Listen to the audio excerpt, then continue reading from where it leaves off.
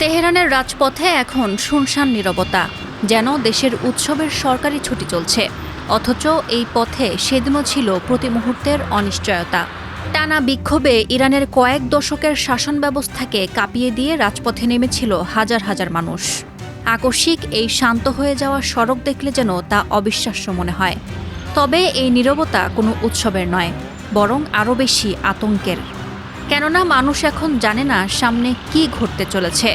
তেহরানের এক বাসিন্দা বলছেন, শহরের পরিবেশটা নওরোজের ছুটির সময়ের মতো। দোকানপাট আগেভাগে বন্ধ, মানুষ কম। প্রাণঘাতী দমনপীড়নের পর জনজীবনে চলছে আতঙ্কের ছায়া। এই পরিস্থিতিতে দাঁড়িয়ে আগামী মাসে ইসলামী বিপ্লবের ৪৭তম বার্ষিকী উদযাপনের প্রস্তুতি নিচ্ছে তেহরান। রাজপথে বিপ্লবী গান বাজবে, সমর্থকদের জমায়েত হবে। কিন্তু ক্ষমতার ভেতরের পরিবেশ মোটেও আনন্দময় নয়। ১৯৭৯ সালের পর এবারই সবচেয়ে বড় অস্তিত্ব সংকটে পড়েছে ইসলামী প্রজাতন্ত্র। যদিও সরকার চেনা দমননীতিতে বিক্ষোভ থামাতে পেরেছে, কিন্তু যে ক্ষোভ থেকে এই আন্দোলন তা একেবারেই দূর হয়নি। গত ২৮ ডিসেম্বর থেকে তেহরানের বাজারে শুরু হওয়া অর্থনৈতিক প্রতিবাদ দ্রুতই রূপ নেয় সরকার পতনের স্লোগানে। স্বৈরশাসকের মৃত্যু হোক, এই আহ্বানের পাশাপাশি প্রথমবারের মতো শোনা যায় নির্বাসিত যুবরাজ রেজা পাহলভির প্রত্যাবর্তনের দাবিও।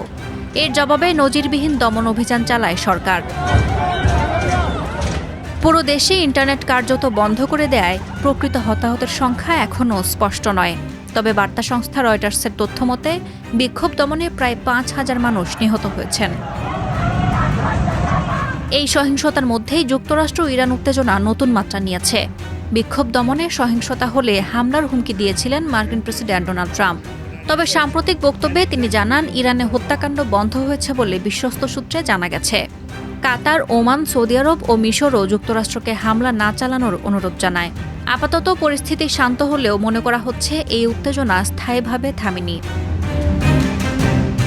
এরই মধ্যে পারস্য উপসাগরের দিকে মার্কিন যুদ্ধজাহাজ পাঠানোর প্রস্তুতির খবরও এসেছে। ট্রাম্পের দূত ইরানের পররাষ্ট্রমন্ত্রীর সঙ্গে সরাসরি যোগাযোগ রাখছেন।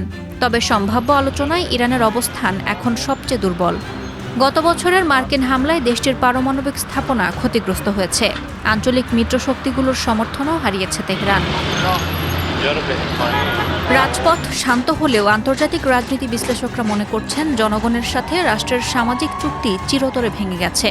যুবরাজ রেজা পাহলভিকে ঘিরে বিরোধী দলগুলো এখনও ঐক্যবদ্ধ হতে পারেনি, যা বড় চিন্তার কারণ। অন্যদিকে দেশটিতে জাতিগত বিভেদ এবং বিচ্ছিন্নতাবাদী আন্দোলনের ঝুঁকিও বাড়ছে।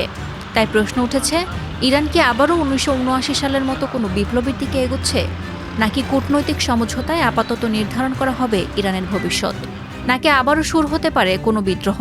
কোন পথে যাচ্ছে ইরান? সাদিয়া ইয়াসমিন, প্রথম আলো।